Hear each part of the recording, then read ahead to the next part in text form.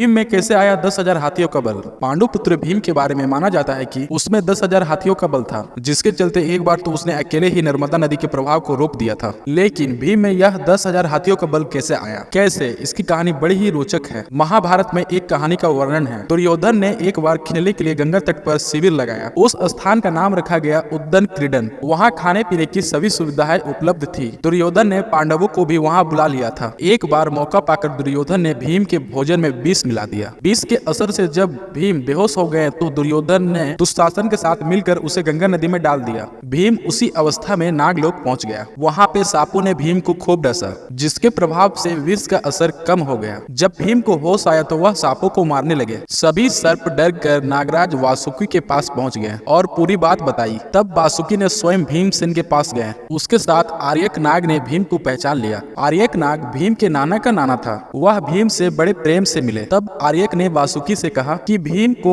उन कुंडलों का रस पीने की आज्ञा दी जाए जिसमें 1000 हाथियों का बल है। वासुकी ने उसकी आज्ञा दे दी। तब भीम 8 कुंड का रस पीकर दिव्य सैया पर सो गए। जब दुर्योधन ने भीम को विष देकर गंगा में फेंक दिया तो उसे बड़ा दुख हुआ। शिविर के समाप्त होने पर सभी कौरव व पांडव भीम के बिना ही हस्तिनापुर के लिए रवाना हो गए। पांडवों ने सोचा कि भीम आगे चले गए होंगे। जब सभी हस्तिनापुर पहुंचे तो युधिष्ठिर ने माता कुंती से भीम के बारे में पूछा। तब कुंती ने भीम के ना लौटने की बात कही। यह बात जानकर कुंती व्याकुल हो गई। तब उन्होंने सैनिक को बुलाया और भीम को ढूंढने के लिए कहा। धर नागलोक में भीम 8वें दिन रस पच जाने पर जागे। तब नागों ने भीम को गंगा के बाहर छोड़ दिया। जब भीम सही सलामत हस्तिनापुर पहुंचे तो सभी को बड़ा संतोष हुआ। तब भीम ने माता कुंती व अपने भाइयों के सामने दुर्योधन द्वारा विष देकर गंगा में फेंकने तथा नागलोक में क्या क्या हुआ यह सब बताया। युधिष्ठिर ने भीम से यह बात किसी और को नहीं बताने के लिए कहा। तो इस प्रकार भीम में 10,000 हाथियों का बल आया।